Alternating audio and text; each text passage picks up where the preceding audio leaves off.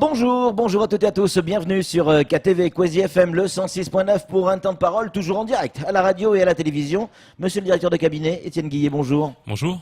Merci d'avoir accepté notre invitation. On le disait en introduction, le barrage qui craque du côté, enfin en tout cas dans le nord, on est dans une simulation. Avant de parler du bilan et des conséquences de cet exercice, c'est un hasard, on prend ce barrage par hasard, cette retenue collinaire par hasard, ou on pense qu'il pourrait y avoir un problème? Alors non, c'est vraiment c'est un choix Oui. délibéré certes, mais dans un sens très simple, c'est-à-dire qu'on était avec des partenaires Oui. et la commune de Brandabois, qui est donc la commune sur laquelle est implantée cette retenue collinaire de Dzoumognier, a bien voulu jouer le jeu avec nous et donc faire en sorte qu'on puisse préparer un exercice avec elle. Oui. On aurait pu faire évidemment la même chose à Combani. Oui. C'est pas le sujet que ce soit l'une ou l'autre, D'accord. c'est juste parce que voilà, on avait un partenaire qui était prêt à y aller et avec qui on avait envie de travailler. Cela étant dit, vous n'avez pas choisi la plus simple. Parce que à Dzoumognier, il y a un hôpital, il y a des écoles en quantité, il y a des bangas et des maisons et certaines habitations en quantité. Vous avez choisi le plus compliqué. On a choisi une hypothèse de travail qui est tout simplement de prendre le cas le plus compliqué, effectivement, avec une hypothèse de travail qui était même, je dirais, le scénario du pire. Oui, c'est ça. Tout simplement pour tester nos réactions. C'est ça l'enjeu de la protection civile, c'est on prend le scénario le plus compliqué, le plus dramatique, etc. Ouais. Tout simplement pour qu'on puisse après travailler en se disant, ben voilà, sur cette situation-là, qu'est-ce qu'on ferait? Sur cette situation-là, comment on réagirait? Comment on mettrait les moyens en face, etc. Et donc, c'est vraiment la logique du scénario du pire, volontairement, qui est pris par mes équipes pour qu'on puisse effectivement s'entraîner. Alors le bilan, premier bilan, première question sur ce bilan. La retenue collinaire du Dzoumognier s'est effondrée. Bilan, et je suppose qu'il y a des décès.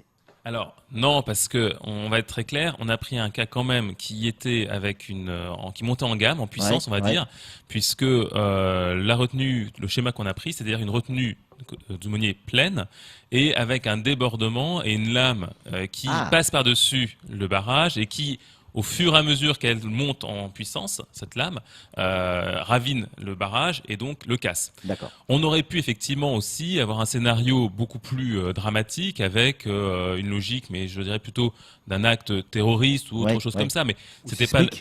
Non, sismique, on n'aura pas du tout la même démarche. Une sismique, déjà, ça peut effectivement entraîner des dégâts, mais ça ne serait pas un dégât aussi rapide. La dynamique, effectivement... Les images que l'on voit, je vous coupe, excusez-moi, les images que l'on voit, évidemment, ce ne sont pas à Mayotte, ce sont des images d'un barrage, un vrai barrage qui a pété. C'était au Kenya, donc voilà. Mais les conséquences peuvent être similaires. Hein. Les conséquences pourraient être similaires, mais voilà. Donc nous, on était sur un scénario avec une dynamique de progression, donc, ce qui nous a permis effectivement de pouvoir anticiper la réaction des secours et donc d'engager une évacuation de la population. C'est ce qu'on voulait aussi jouer, c'était l'enjeu de cet exercice. Donc c'est ce qu'on a fait avec l'exercice en question, c'est-à-dire qu'on a fait en sorte d'augmenter en phase. Et à partir de là, de travailler sur comment on évacue effectivement les personnes qui sont dans le lit de la rivière, comment on évacue les blessés, les malades de l'hôpital, comment on évacue les enfants qui sont dans les collèges, dans les établissements scolaires, qui sont autour de cette zone inondable. Mais voilà, ça a été vraiment notre logique. C'est pas obligatoirement de faire le scénario dramatique qui aurait été une rupture accidentelle ou volontaire de la part d'un acte terroriste, si on arrive jusqu'au bout, qui aurait entraîné une vague directement. Mais c'est quasiment un tsunami. Alors comment on évacue ces personnes? Comment ça s'est passé en fait? Alors comment ça s'est passé? C'est avec la mairie de Brandabois qui a joué, comme je disais, le jeu, d'envoyer des personnels de la commune sur le terrain pour tout simplement prendre contact avec la population. Alors, on n'a pas été jusqu'au bout du jeu, c'est-à-dire qu'on n'a pas fait évacuer tous les quartiers, mais on a fait évacuer entre autres le marché qui est présent dans la zone inondable suite à si ce barrage venait à céder. Étienne Guillet, c'est pour bien comprendre, ce type d'exercice, ça sert à savoir comment nos services, quand je dis nos services, c'est l'État, donc nous, comment nos services vont réagir pour estimer les dégâts et éventuellement les pertes pour pouvoir s'organiser. Alors, c'est avant tout pour s'organiser nous. Okay. Alors, nous, évidemment, les services de l'État, mais l'ensemble des partenaires. C'est-à-dire que c'est pas seulement les services de l'État, c'est aussi potentiellement, là, dans le cas présent, la commune de Brandabois, c'est aussi le conseil départemental qui est propriétaire de l'ouvrage, c'est aussi la Croix-Rouge, c'est aussi tous nos partenaires de protection civile qui, tout simplement, vont devoir mettre en place des solutions pour trouver comment on va reloger telle personne, comment on va déplacer telle personne, comment on va prendre en charge des malades, comment on va effectivement estimer l'heure ou le moment où le barrage va effectivement céder. Donc c'est tous ces aspects-là que, alors on connaît, mais quand on pratique pas, on oublie vite. L'enjeu, c'est de tout simplement se rappeler et aussi de faire en sorte que la population qui est sur place, sa culture à ce risque et sache ce qu'elle a comme danger qui peut effectivement être ce barrage. Alors, très clair, encore une fois, les circonstances qu'on a prises sont tout à fait exceptionnelles. C'est pas l'enjeu de dire qui peut le plus peut le moins. Voilà, qui peut le plus peut le moins, et puis ça nous permet surtout de dire aux gens, voilà, vous habitez dans une zone qui peut être inondée. Voilà. Samuel Baucher, le rédacteur en chef de France Mayotte Matin, a une question à vous poser. Juste avant, pour ceux qui nous prennent en cours, il s'agit d'un exercice qui a eu lieu fin de semaine dernière. Donc, no panique, il ne s'est rien passé dans le Nord. On fait juste le bilan avec le directeur de cabinet de ce qui aurait pu se passer s'il y avait eu ce barrage qui s'était effondré. Samuel. Il y en a plusieurs, des exercices chaque année de ce type. Le plan Polmar, pollution en mer, Secmar. Enfin bon, il y a des exercices où vous vous entraînez. Et à chaque fois, vous vous dressez un bilan de comment ça a fonctionné, ce qui a fonctionné et ce qui n'a pas fonctionné. Votre premier retour pour le moment, quel est-il ? Alors, le premier retour, puisqu'effectivement, on fait ce qu'on appelle 2 retours. Un retour dès la sortie de l'exercice et un retour un mois après pour tout simplement essayer de voir et interroger nos services et s'interroger en interne sur qu'est-ce qu'on peut améliorer. Donc le premier retour, c'est quoi ? C'est une mobilisation très claire de l'ensemble des partenaires. On a eu en tout à peu près 100 personnes qui ont joué cet exercice, que ce soit au sein du conseil départemental, au sein de la commune de Borne-à-Bois, au sein des services de l'État, à peu près 100 personnes. Même le vice-rectorat, je crois. Tout à fait. Le vice-rectorat a effectivement été présent et a joué l'exercice avec l'ensemble de ces établissements qui étaient sur zone. Donc ça, c'est une première chose. Après, on a effectivement en bilan, on a constaté qu'il nous manquait certaines données, ou en tout cas qu'on avait besoin d'affiner nos process, qu'il faut aussi peut-être qu'on améliore l'alerte en termes de transmission d'informations au niveau de la commune, au niveau des habitants, au niveau de l'ensemble des services qui vont coopérer sur cette opération si effectivement on devait avoir ce phénomène. Donc voilà, c'est vraiment, je dirais, c'est un travail interne pour nous maintenant qui commence pour améliorer nos process, notre fonctionnement. Mais on le fait sur tous les exercices. On avait fait Cyclonex en début d'année avec donc un cyclone, un exercice cyclone. Donc voilà, ça fait partie des choses qu'on fait régulièrement et qui sont nécessaires. Alors, on se rend compte que en bas, ou en tout cas sur le chemin de cette retenue collinaire, il y a un hôpital. Mais il est dans l'axe, il est pile dans l'axe. Ça veut dire que si elle craque à l'endroit où elle aurait pu craquer dans cet exercice, on a l'hôpital qui est totalement inondé. Pareil pour les écoles. Est-ce que ça veut dire que dans les constructions futures, il va falloir réfléchir différemment ? Alors, en fait, ce qui se passe, c'est effectivement, si on va jusqu'à une rupture de barrage d'une retenue qui est pleine, on a effectivement des hauteurs d'eau qui peuvent aller jusqu'à 10 mètres. Donc, à certains endroits, effectivement, les bâtiments sont complètement inondés.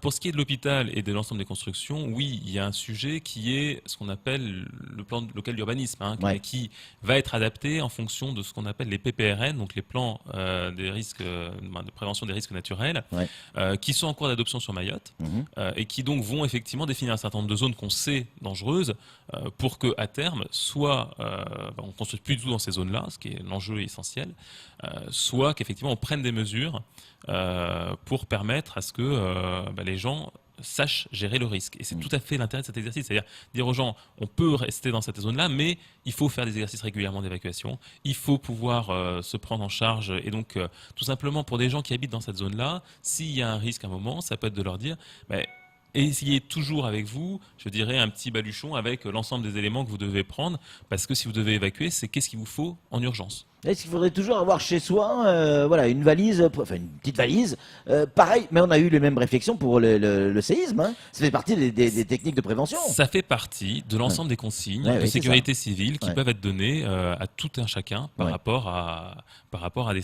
crises. Parce qu'on vit dans une zone un peu compliquée. Parce qu'on vit, mais comme dans tout cas, risque. Voilà. On vit comme dans beaucoup d'endroits avec des risques naturels qui peuvent survenir. Voilà, donc ça soit là, c'est un risque naturel lié à des fortes inondations et à une rupture de barrage, mais c'est des risques sismiques, c'est des risques tsunamiques, c'est des risques cycloniques. Et effectivement, l'île de Mayotte a un certain nombre de risques auxquels elle est soumise. Donc maintenant, effectivement, c'est à nous, avec l'ensemble des habitants, avec l'ensemble des institutions, de préparer la population à ces risques. Samuel. Je préfère de digression, mais en effet, il y a eu aussi un exercice régional, international, sur le tsunami il n'y a pas longtemps, il y a quelques jours à peine. En attendant, le scénario qui avait été choisi pour Dzumounié était tout à fait exceptionnel, mais il relevait tout de même du possible. Oui, alors en fait, ce qu'on essaie de faire, c'est un scénario qui reste réaliste. Mais là, c'est vrai que dans le cas présent, c'est une accumulation de facteurs qui sont très exceptionnels. Maintenant, c'est aussi notre enjeu. C'est-à-dire que l'enjeu n'est pas juste de dire on fait un exercice qui ressemble à peu près réaliste, voilà, avec tant de montées d'eau. C'est vraiment, encore une fois, on cherche l'exercice du pire et le scénario du pire pour qu'on puisse vraiment s'entraîner, qu'on puisse aller au bout de la logique et qu'on puisse tout simplement avoir les bons réflexes. Voilà. Donc typiquement là, dans l'exercice, je vais vous raconter une anecdote, c'est qu'on a mis des gens dans une zone haute. Seul problème, c'est que, alors c'était en urgence, c'était très bien, voilà, mais avec l'eau qui dévalait, là, ça a raviné. C'est comme ça que l'exercice l'a présenté. Et donc, l'accès à ces personnes à post-crise était beaucoup plus compliqué puisque la route n'était plus là. Voilà. Donc, c'est des choses qui nous interrogent et qui nous disent, bon, ben voilà, comment, si on devait faire, où est-ce qu'on mettrait ces gens-là? Dans ce cas-là, vous faites quoi? Alors, dans ce cas-là... Parce que ça peut arriver, ça, par contre, clairement. Voilà, mais dans ce cas-là, c'est tout l'intérêt d'avoir préparé cet exercice pour dire, maintenant, demain, si on doit évacuer ces gens, et si c'est pas en urgence absolue, si effectivement on a un peu de temps pour les évacuer, on les évacue plus loin. Maintenant, si c'est en urgence, je préfère mettre des gens effectivement sur les hauteurs, quitte à après devoir les chercher de façon difficile, avec un chemin d'accès compliqué, etc., plutôt que de les mettre dans d'autres zones où ils ne pourraient pas survivre. Voilà, donc c'est tout l'intérêt de cet exercice, c'est de savoir quelle est l'option qu'on va choisir. Et dans ce type d'exercice, est-ce que, par exemple, les pompiers ou les services de secours sont également de la partie? Alors, tous les services, dont les pompiers sont évidemment là, la DEAL aussi, je dirais l'ARS, le CHM, voilà, la Croix-Rouge, la DJSCS aussi pour tout ce qui est relogement derrière. Voilà, tous ces acteurs-là, tous les acteurs qui interviendraient en temps normal sont conviés à cet exercice. Et vous avez pu imaginer combien de personnes, enfin vous avez trouvé la solution pour combien de personnes pour les reloger en fait? Alors, parce que ça c'est la vraie question. Hein. Oui, d'accord. On va pas toujours jusqu'au bout de l'exercice pour plein de raisons, parce qu'à un moment ou à un autre, on fait des exercices qui durent un certain temps, donc il faut qu'on puisse faire toutes les phases. Là, on a fait une phase qui était une phase d'alerte en premier temps, et la phase jusqu'à la rupture du barrage. On n'est pas été jusqu'à la logique du relogement complet, c'est-à-dire que pour l'instant, on avait évacué les gens. Donc, on a estimé qu'on a évacué 2500 personnes, c'est-à-dire globalement le nombre d'habitants qui vivent dans le couloir d'évacuation de la retenue collinaire si elle devait céder. Et donc, effectivement, derrière, on avait des problématiques de relogement. Là-dessus, ça fait partie des choses qui sont examinées dans le cadre des PCS, des plans communaux de sauvegarde. Donc, celui de la commune de Borne-à-Bois, il y en a un, et donc qui évalue un certain nombre de zones sur lesquelles on pourrait faire du relogement. Ça ne veut pas dire qu'évidemment, à la fin de l'exercice, les 2500 personnes sont relogées, c'est clair. Ça fait partie d'une autre phase de l'exercice. Voilà, sachant que c'est toujours pareil, on traite d'abord les urgences et après, effectivement, on consolide. Et la consolidation, ça va être effectivement tout ce qui est hébergement et qui interviendra sans doute, je dirais, dans les 10-12 heures post-crise. Samuel, encore une question pour Étienne Guillet. Deux en fait, mais la première c'est est-ce que la PIROA, la plateforme d'intervention régionale, a été sollicitée pendant cet exercice-là parce qu'elle joue un rôle assez important me semble-t-il. Tout à fait. La PIROA est évidemment sollicitée, c'est la Croix-Rouge qui l'active et c'est pour ça que la Croix-Rouge était effectivement sur place à Borne-la-Bois. Et effectivement aussi, nous avons sollicité la PIROA, alors fictivement bien sûr, pour des raisons évidentes parce que c'est un exercice, mais ça n'empêche, on fait la démarche de solliciter l'ensemble de nos partenaires et ça va même, pourquoi pas, jusqu'au niveau national pour avoir des renforts quand effectivement on se rend compte qu'au niveau local, on n'a pas la solution. Allez-y, profitez-en. On a donc le rupture de barrage, on a vu le tsunami, on a vu le cyclonex, on a vu aussi alerte incendie, je crois que c'était en 2010 ou 2011 où il y avait une grosse sécheresse et beaucoup d'incendies. Qu'est-ce qui nous manque comme panel d'exercices qu'on n'a pas encore fait à Mayotte? Sismique? Un gros séisme. Alors, sismique, oui et non, puisque j'ai l'impression qu'un certain nombre de gens, et encore ce matin, on a eu quelques secousses. Oui, hier soir donc, aussi. Oui, non, mais il y a toujours des secousses qui ont lieu donc, avec les SAINs. Donc, les exercices, il y en a eu un certain nombre qui ont été faits dans le cadre du séisme, d'évacuation. Donc ça existe déjà. Maintenant, effectivement, on peut les multiplier, c'est pas le sujet. Et de toutes les façons, ils vont continuer. Pourquoi? Parce que ce qu'on a fait sur Brandebois, c'est très bien, mais il faut qu'on fasse la même chose sur Combani. Ben oui. On va pas traiter différemment la retenue de Brandebois. Configuration en effet. Hein. C'est pas la même configuration, c'est pas les mêmes enjeux qui sont derrière la retenue collinaire de Combani. Donc oui, il faut qu'on fasse l'exercice aussi sur Combani, mais on a par exemple l'exercice tsunami qu'on a fait, on peut l'élargir à d'autres acteurs, en particulier aux communes. On avait proposé, tous n'ont pas pu répondre, mais en tout cas voilà, on essaie de prolonger tous ces exercices et à chaque fois d'aller plus loin. On peut faire une première phase qui est la phase d'alerte, qu'on a faite dans le cadre de l'exercice tsunami, mais on peut aussi aller jusqu'à l'évacuation des zones. Là, très clairement, avec l'exercice, on était jusqu'à 1,20 m de hauteur de vague. Donc ça veut dire qu'il fallait normalement évacuer toutes les zones qui étaient en dessous d'1,20 m, voire un peu plus, histoire quand même de préserver une marge de manœuvre. Donc voilà, ça faisait... on aurait pu jouer ça avec toutes les communes du littoral. Ça fait beaucoup. On est dans le cadre de la prévention des risques, et vous avez raison, il faut en parler, même s'il y a quand même peu de chances qu'il y ait une rupture du barrage de Zoumonier. En revanche... Ça n'arrive pas qu'aux autres. Hein. Et c'est clair. En revanche, on arrive dans la période cyclonique. Et là, le risque est peut-être un peu plus élevé qu'une rupture de barrage. Alors, vous allez nous répondre clairement là-dessus. Beaucoup disent, si jamais un jour il y a un cyclone, on n'aura pas les moyens de faire ce qu'il faut. On manque de moyens à Mayotte. On manque de moyens, que ce soit en tracteurs, des engins, même pouvoir évacuer, etc. etc. Est-ce que, parce que là, pour le coup, le risque est un peu plus important. Est-ce que votre sentiment là-dessus, sur le manque de moyens? Déjà, les exercices sont là aussi pour évaluer les moyens qui peuvent être mis en œuvre sur le territoire. Donc oui, c'est une question qu'on se pose régulièrement. Les moyens sur Mayotte, ils existent. Alors, c'est toujours pareil, c'est-à-dire que quand on va arriver sur un cyclone, c'est un des risques qui est prévisible, ce qui n'est pas le cas de tous les risques naturels, il faut quand même le dire, typiquement les séismes, qui ne sont pas prévisibles. Mais les cyclones sont prévisibles, donc ça veut dire quoi? Ça veut dire qu'on va être capable en amont de ce cyclone, d'évacuer et de mobiliser des moyens supplémentaires, soit en réserve sur Mayotte, même s'il faut être prudent parce que mettre des éléments en réserve sur Mayotte, s'il y a le cyclone qui passe dessus, potentiellement ces moyens seront soit bloqués, soit détruits, soit difficilement accessibles. Et aussi des moyens sur d'autres bases, qui est notre base arrière, qui est la Réunion, pour dire les choses très clairement, puisque c'est la préfecture de zone. Et c'est effectivement là que la France, s'il y avait cette alerte cyclonique sur Mayotte, mobiliserait des moyens pour les projeter rapidement après. Mais c'est important évidemment d'avoir des moyens sur place, mais c'est sûr que quand il y a un phénomène type cyclonique, on n'est absolument pas sûr que ces moyens seront utilisables au moment nécessaire. Mais quand on voit ce qui s'est passé avec Florence, là, en Caroline du Sud, si je ne dis pas de bêtises, plus d'1,7 million personnes évacuées, les autoroutes tous dans le même sens, l'autoroute elle va s'arrêter à la barge. Non, je plaisante un peu, mais en termes d'évacuation, c'est beaucoup plus compliqué. On est une île. Alors, en termes d'évacuation, c'est plus compliqué. Oui, ça ne veut pas dire qu'il n'y a pas des moyens qui existent pour effectivement accentuer ces évacuations.